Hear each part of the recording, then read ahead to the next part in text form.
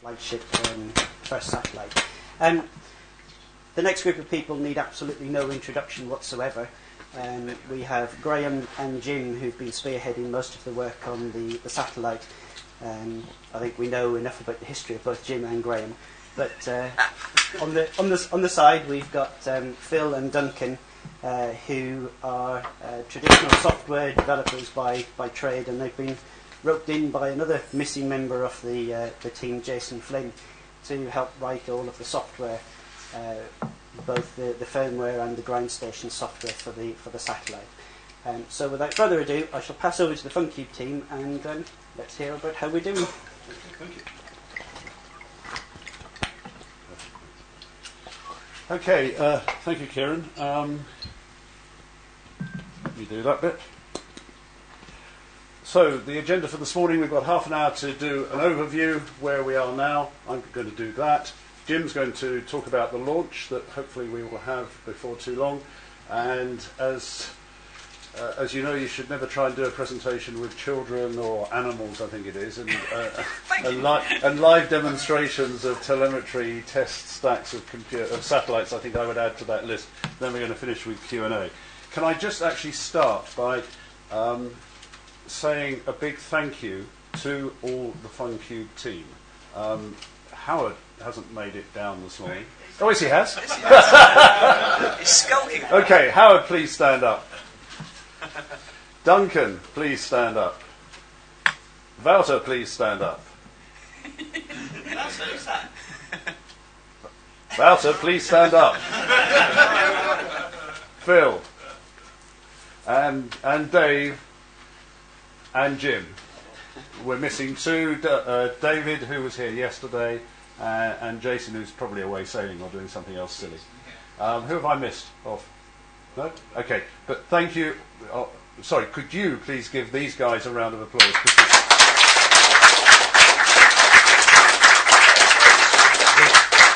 The amount of hours, thank you very much, the amount of hours that they have put into this project is just enormous. If we were paying commercial rates for it, I dread to think how many, it would make the launch cost look really cheap anyway. So, just a bit of background for those that don't know FUNcube intimately. The project started 2 or 3 years ago on the basis that CubeSats are cheap, they can be built quickly, says Steve. They should be simple, says Graham. So could we create an educational outreach mission that should have an amateur transponder?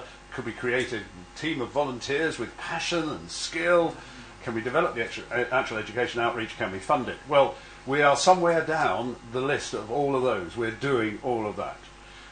The educational outreach, we've heard a lot already this weekend about STEM, getting children and kids and students to understand and become interested in electronics and radio, in physics, orbital dynamics and mechanics.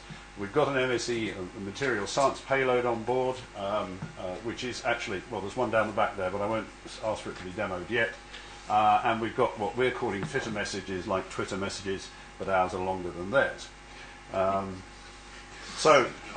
Okay, sorry for the BATC viewers. By the way, greetings to you wherever you are. Yes, this is a lousy slide for watching over the internet.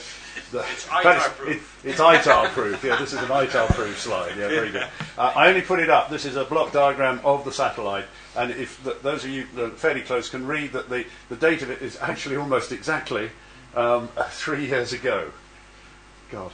And that was version 3, it reminds me. But pretty well, nothing has changed since then, which I think is quite an achievement. So what have we got? A FUNcube, FUNcube 1. Yes, just to emphasise that we've now got 2 FUNcubes. We've got FUNcube 1, which is our own 1U CubeSat that we're getting built with AMSAT-NL and ISIS over in Holland, and we're hoping to launch real soon. And that's a complete satellite. There's also FUNcube 2 on UCube, which Steve is the system engineer. I've lost Steve over there. You heard from yesterday. He's the system engineer for for UCube, on which FUNcube 2 is a subsystem. So for our own benefit, we're trying to talk fairly clearly about FUNcube 1 and FUNcube 2, so we know which blinking box we're talking about. Anyway, so FUNcube 1 is a 1U CubeSat. As you can see, it's got the COTS structure, EPS, etc. We're doing the command and control board, which is largely the software people. We're doing an RF board, which is largely Wouter, and a HPA, high power amplifier, that's very good, a PA board, which is largely David. Telemetry, BPSK, 1K2 downlink, with FEC, which is a mixture of Phil Kahn, Howard and Duncan and a whole load of others have made all that work. Material science experiment, again for schools, that was the idea of David Bowman, G0MRF, because he's in the education world. We've got our linear transponder for radio amateurs. Basically, the basic system is that at night when the satellite's in eclipse, it autonomously switches to transponder mode, so we can play with it on the basis that most schools aren't working at night locally. And when the satellite's in sunlight, the plan is that it should automatically go to really high power telemetry mode. Well, really high power, about 300 and something milliwatts.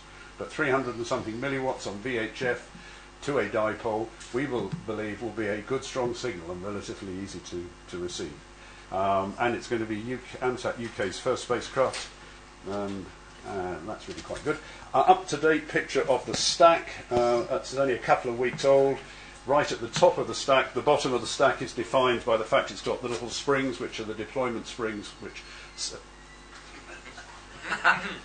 very good.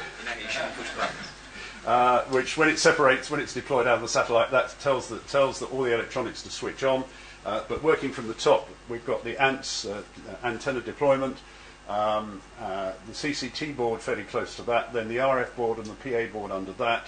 The PA board is sitting above the battery and the EPS. Hopefully the PA board is very efficient, of course, but it's still going to be radiating into the satellite a couple of hundred milliwatts probably, so we hope that will keep the battery above absolute zero. Then there's a new board called an ACID, which is the AMSAT Special Interface Board, which is what it says on the tin. It takes lots of stuff and moves it around and connects it to other stuff. And then yes, that's the ITAR answer. Thank you. And then at the bottom is an ISIS board, which is IGIS, which is the interface. ISIS generic interface system. Yeah, which enables some of the interfaces before launch and enables us to charge the battery before it's launched. Meetings, bloody meetings. Notes from our successful FUNcube meeting. That's back in 2011. But we've had lots of meetings. We meet on Skype normally every Sunday, and then we get together as often as we can because we like getting together. A few photographs, because you have to have photographs. If you remember, we changed Wouters halfway through the project. We started with Wouter Young, and then we got the younger version, which is Wouter Wegeler, which is over there, but they still work very, very closely together. Jim and I were over at ISIS doing some thermal testing. There's a picture there of the FUNcube 1 flight model, I think, not sure which, but yeah, I think it was the FM we were testing, doing thermal cycling tests to see at what temperatures the oscillator stops and things like that.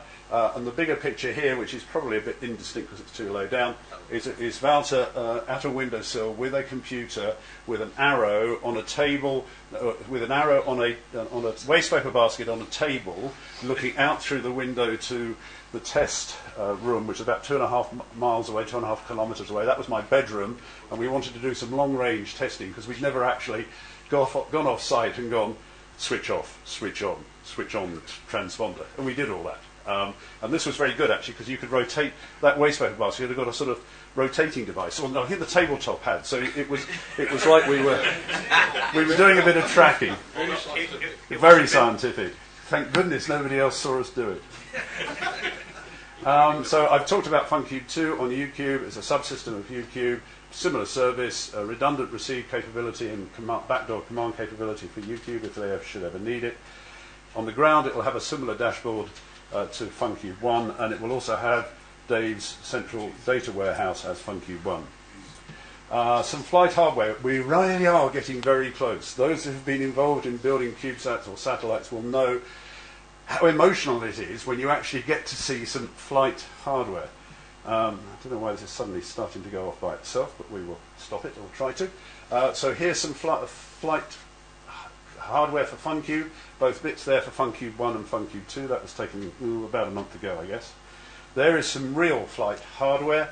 On the right is actually the engineering model that we've been using to do a lot of the testing with. What you see here is actually a test stack. It's obviously gone into automatic mode, I apologise. What you see here on the table, we'll see here on the table is a test stack, but on the left there is the skeleton of the flight model of FUNcube 1. You can tell it's the real one because it's got black structure and also a silvery structure, because that's part of the material science experiment. Which of those two bits get hotter and colder as it goes in and out of eclipse? Sorry, the silvery one looks blue because somebody's put some blue Kapton on so it doesn't get scratched. But that is real flight hardware. As you can see, the CCT board, the RF board, the PA board, the EPS, and the ASIB at the bottom. So we really are getting there. Solar panels. These look really sexy. If you're into science, if you're into space, this is a really sexy, again, it doesn't show very well. We'll have some really good reproductions of these, I promise, in the next Oscar News. And you can just see the other MSE strips here. That's the black one, and that's a silvery one there. And that's a test, that's a fit check of FUNcube 1 with all the solar panels attached. Oh, stop it. And the brass knobs on the back, because I sell doorknobs and things, but the brass knobs on the back are on some Perspex sheets which are actually protecting the solar panels before launch. But those pictures Wouter took a week ago, probably, Yep. a bit less, and they are really stunning. There are some outside on the displays. So, just talking about the dashboard, we're going to demo it in a little while. It works with a dongle. This is the ground station receiving. This is the engineering version of, and it will show all the telemetry coming down. It's got really good graphs. You can see temperatures changing, currents changing. It will work with a dongle, or a dongle Pro Plus, no doubt. It'll work with a normal SSB transceiver if you're using one of those to receive, or it can take recorded binary files and just display those as well. We're producing, as a team, a Windows implementation of this as the engineering version of the dashboard. We will be making this available on non-commercial Creative Commons license. We are hoping that other people will build their own, and that we can then develop an educational version for schools to use, which will obviously be much more graphical and much more suited to young people and to encourage them.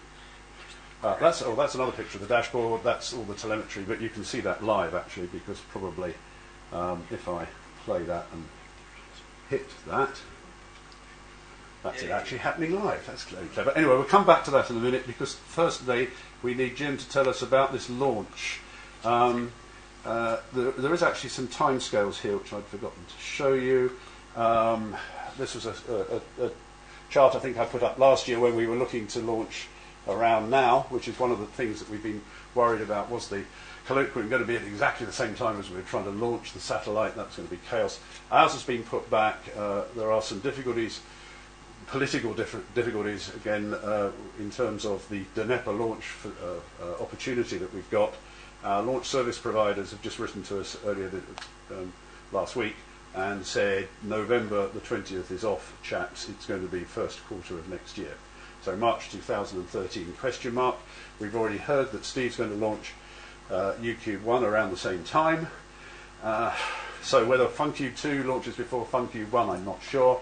How we're going to do mission management for two missions simultaneously if they both pop up in the same week, God alone knows, but watch this space. We'll have lots of fun. We are actually hoping, the RSGB have said sort of yes, we're hoping that we'll be able to run a mission control, at least for launch and early operations, from the National Radio Centre at Bletchley Park. Those of you who've been there will know it's a wonderful facility. It's already got some satellite antennas and satellite gear, so we only need to add a bit of the internet access and maybe a high power amplifier to command it, just to be certain. So there's an opportunity there for public outreach as well. Right, so I think that is really my last slide. So over to Jim now to talk about this famous launch. I'll let you play, Jim. Okay, thank you very much.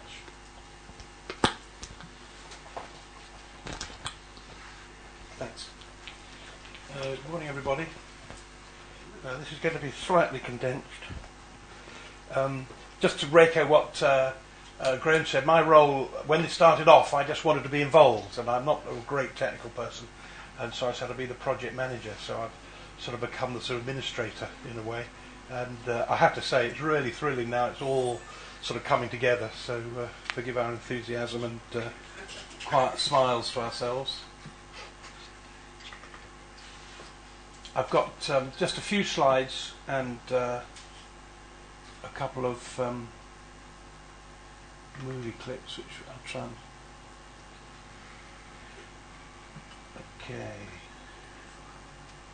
Okay, I was just interested to find out about the launch in terms of what it was and where it was. This little graphic appeared in about last year on the front cover of Oscar News, and this is when we were told, well, not told, we were offered this launch opportunity. It's quite difficult to get. We spent about 18 months on our own floundering around trying to book a launch, and it's not easy, I tell you. But this came from ISL, which is a partner company of ISS, and saying, look, we found your launch on something called a Dnieper rocket, which is going to be launched from Yasny. And I thought, where the hell is Yasny? It sounds a bit Russian. I didn't know how to spell it. In fact, I now know that Yasny is the name of the town, whereas the name of the rocket base is, well, you can see I won't try and pronounce it. Thank you. I didn't know exactly what Dnieper was. And I thought, well, let's get some details of the Dnieper launch system, what's at Yasny. A lot of this was about should we go, and we had some discussions, you know, should there be a launch team from the FUNcube team, maybe 1 or 2 or 3 or 4 people to go and watch the launch and do the launch campaign. And I wanted a little bit about our launch. Well, that's where Yasny is. I don't know if you could see that. Moscow is here. Yasny is sort of deep southeast, and Baikonur, which is a really well-known one, is a little bit further on. So that was a step in the right direction, filling our gap. Here's a traveller's guide to getting to Yasny. You fly to Moscow, and then you fly from Moscow to a place called Orsk, which is a 6-hour flight, and then you travel by road 120 kilometres, which is, quote, not all paved, unquote, and there's no railway to Yasny, so that's it. And there's a picture of the road. Oh, taken in the winter, when the temperatures get down to minus 30. So that looks inviting. Sorry, this is slight Bill Gatesism.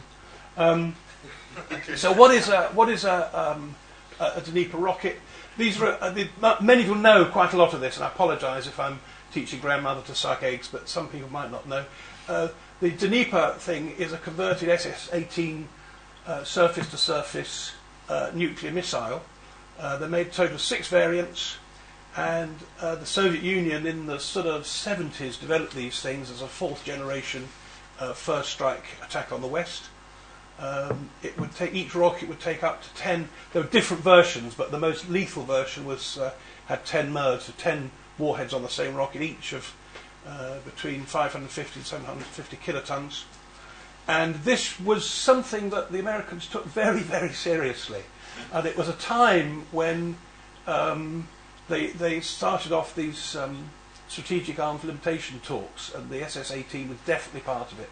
And I won't go into details, but there were sort of things on the internet you can find where they say, well, these silos, I don't know if I got the size, yes, 39 metres deep, they're big. And one of the methods they sought to limit the deployment of these missiles was a course of 10 metres of concrete in each silo. So there we go. Cosmotraz, which I haven't spelt correctly, I don't think, but there again, I don't spell very well, was established in 1997 to exploit the commercial use of these converted SS-18s. So the conversion is really take the warheads off, put the space payload on, and reprogram the software. And the rockets were named Dnieper after the Dnieper River, which flows around in the bottom areas of Russia. I should have said at the beginning, all this stuff I've got is not necessarily definitive. It's stuff I've just got off Wikipedias and various blogs and stuff like this. So don't treat it as gospel, for heaven's sake. Quite specific, isn't it? Okay, I've got a few movies, and even now the rocket is still launched from its silo. Does anyone speak Russian? Yeah. Yeah, good. Because a lot of the movies have Russian commentaries, and I'm showing this first one. Each clip's only about a minute or so, don't worry. As much for the atmosphere as anything else, and for the music, which comes in about halfway through. A lot of the latter bit is a bit pixelated, and I might cut it short, if it runs. There we go.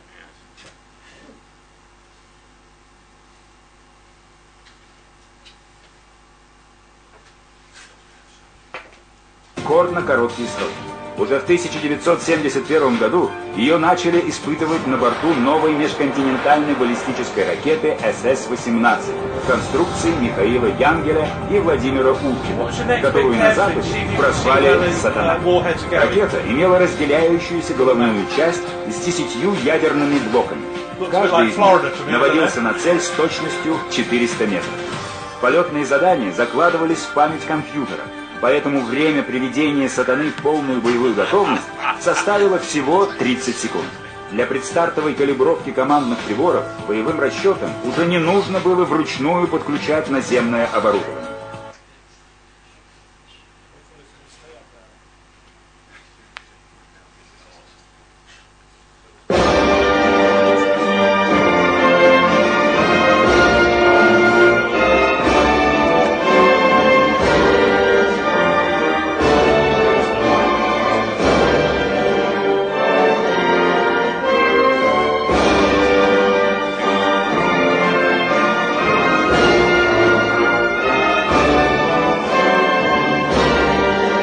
Rocket going into the silo.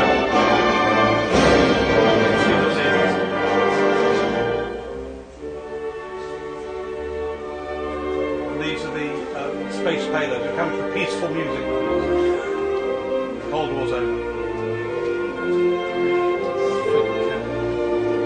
I think I've rather rudely cut that one because the rest of it's just more of the same a bit.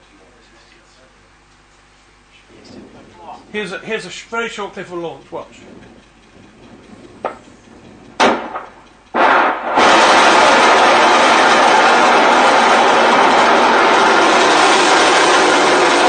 They actually, when the hatch opens, they actually blast the rocket itself out with steam, and they have black powder at the bottom of the thing and a tray type thing, and so the whole thing is shot out of the silo, and you could see it hovering. And you can see the tray being blasted to one side and about 4 seals coming off the rocket and being jettisoned, and then the motor ignites.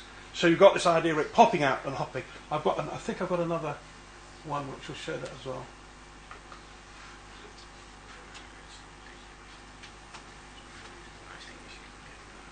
No, sorry, wrong one.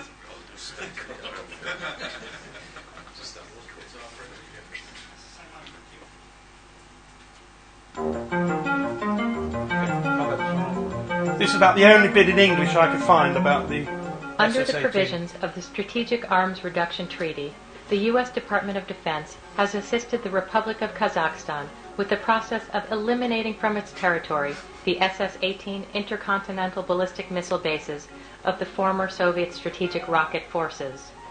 The U.S. Defense Threat Reduction Agency's Cooperative Threat Reduction Office managed this effort, which was supported by non-Lugar Cooperative Threat Reduction Funds. The NATO codename SS-18 Intercontinental Ballistic Missile was known to the Soviet Union as the RS-20 ICBM, the largest of its so-called fourth-generation multiple warhead missiles. It was first deployed in the mid-1970s as a follow-on to the SS-9 ICBM, which it eventually replaced. The missiles could carry a single warhead with a yield of 20 to 25 megatons, or up to 10 warheads, each with a yield in the range of 500 to 750 kilotons. The 6 Soviet SS-18 bases, 3 of which were in Kazakhstan, were host to more destructive power than any other Soviet ICBM missile class, by one estimate totaling nearly technology, 1,700 megatons, or about 85,000 times the yield of the nuclear bombs dropped in Hiroshima in the Second World War. This power could be delivered by the SS-18 missiles to distances of up to 8,000 miles, with an accuracy of less than 1,000 feet. The silos that housed the SS-18 missiles were also unique, and in 1984 were described by the U.S. Department of Defense as the world's hardest silos. These were modified SS-9 missile silos that had been deepened to accommodate the larger SS-18 rocket and hardened to withstand up to 7,000 pounds per square inch by some U.S. estimates. I'll kill that one there because the rest of it's rather going on about the decommissioning. I think this is just another launch. You can watch the tray being pushed aside.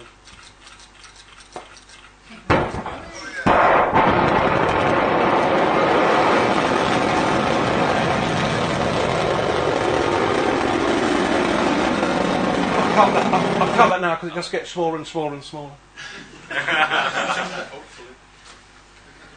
This is quite interesting. This is an animation of the actual deployment system.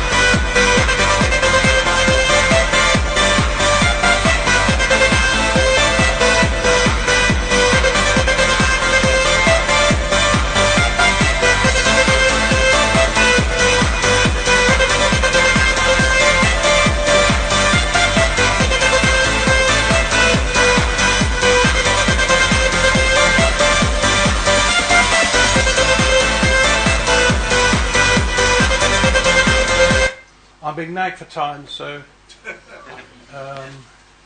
I can play these again during the breaks, but there are a couple of other slides I'd just like very briefly to show you.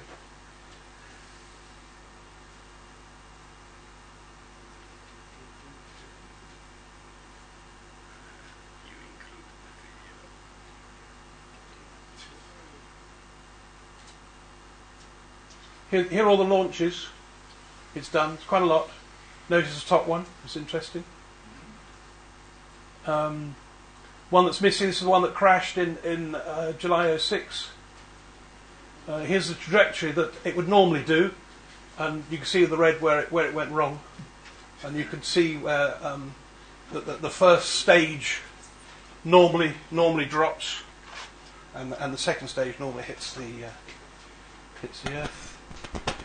This little picture is interesting. It shows Baikonur and Yasny, and it shows the two directions in which they can launch, northeast and southwest, more or less.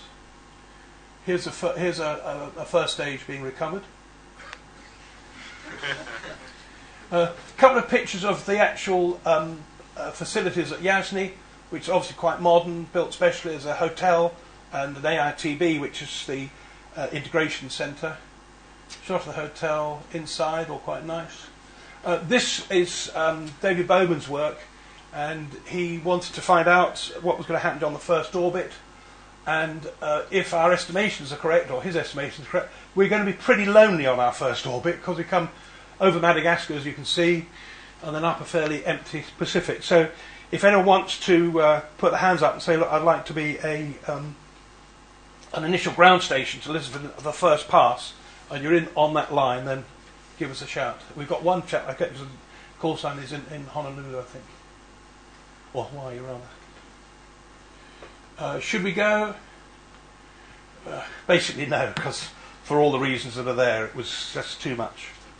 And don't forget that built in you've got the delays, so you can book your flight and say, oh no, we're being delayed. That's just that movie. Here are the credits. There are a lot of pictures on that URL of Yasny if you want to have a look. Sorry that's very rushed. Thanks very much for your attention. And I'll hand over to Graham again for the next part of the presentation. Okay.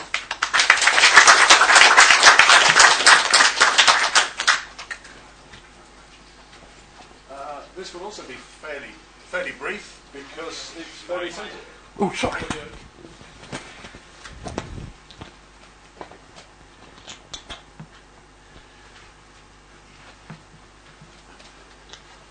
Right, not sure how the camera crew are going to deal with all this, but this is the test stack, and I won't touch it.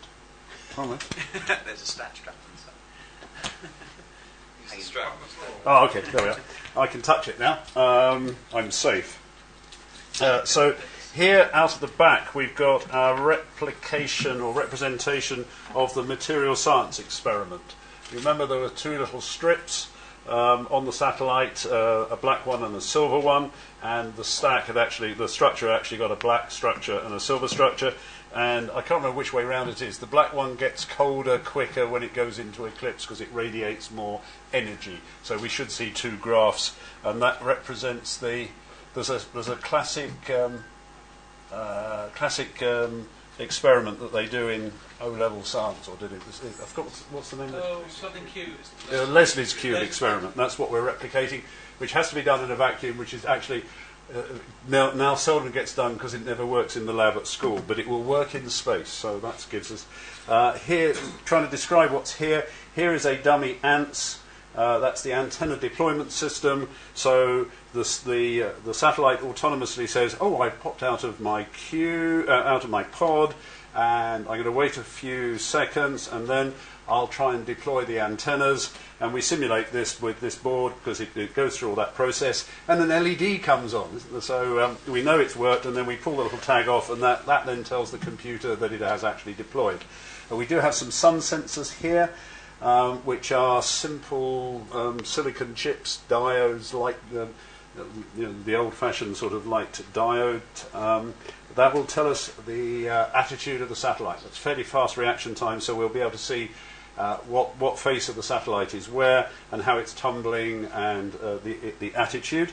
And then the stack here is not quite the same sequence, I don't think, looking at it, as we were planning for flight, because right down the bottom is the power supply, the EPS, which is a GOM space one, and the board above that is a dummy board, and the next one is a dummy board, and then there's the PA RF board, and the CCT board is on top, and there's various umbilicals. The CCT board, as well as having all the computer power, having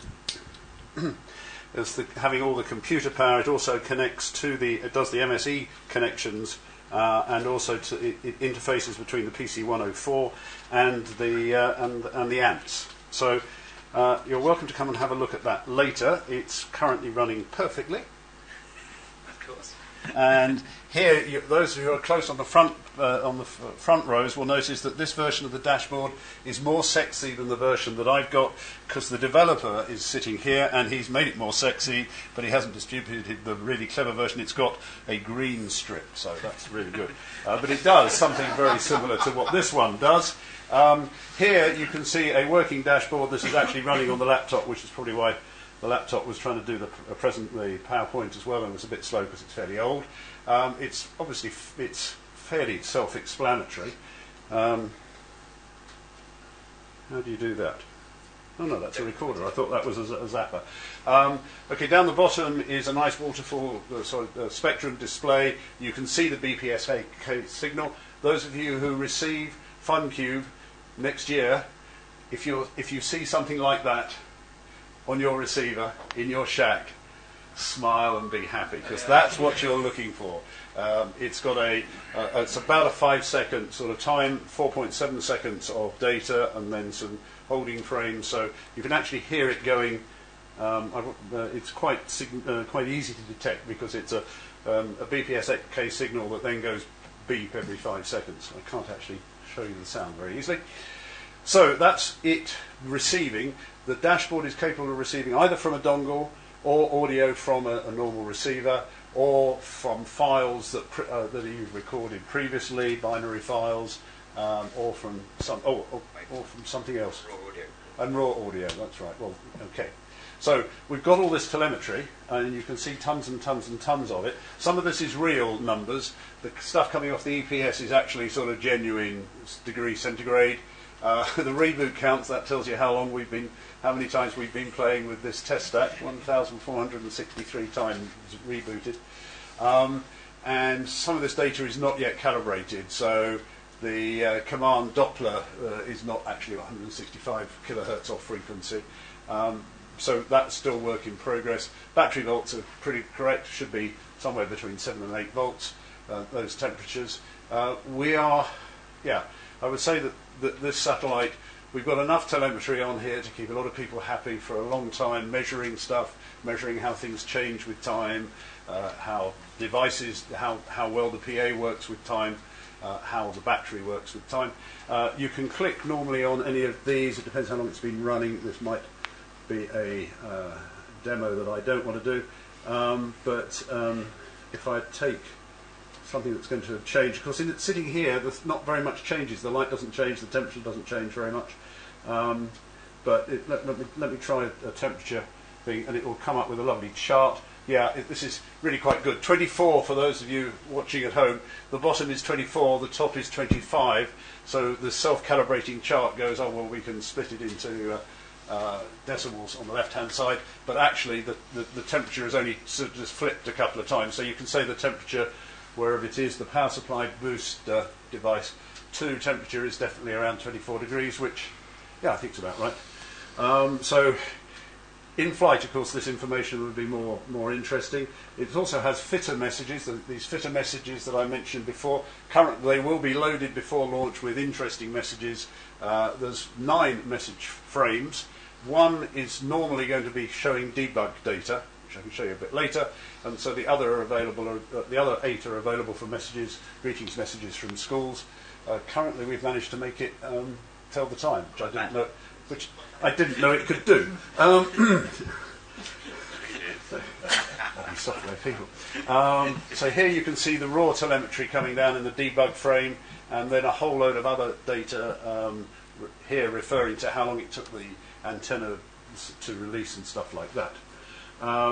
Additionally, I won't go on too much because we're very late on time, but there's whole orbit data, so that can be examined, so we can see how hot it gets, how cold it gets, how much the battery is discharging over a whole orbit, and then high resolution data, as I was mentioning, the sun sensors, we need to poll those every half a second, I think, to get some level of resolution, depending on how fast it's spinning, so we've got high res data as well.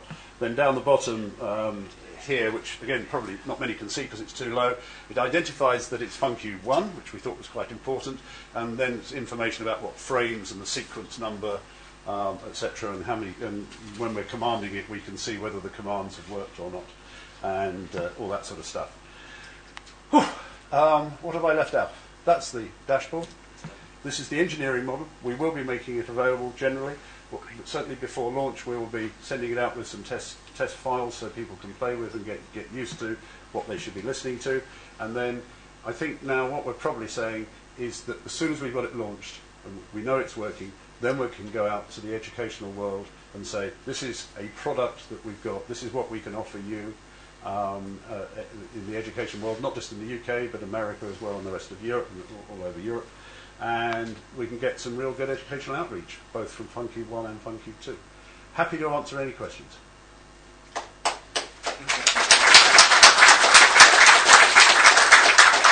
Okay, I will finish only by saying thank you again to the rest of the team. Oh, quick. Good question.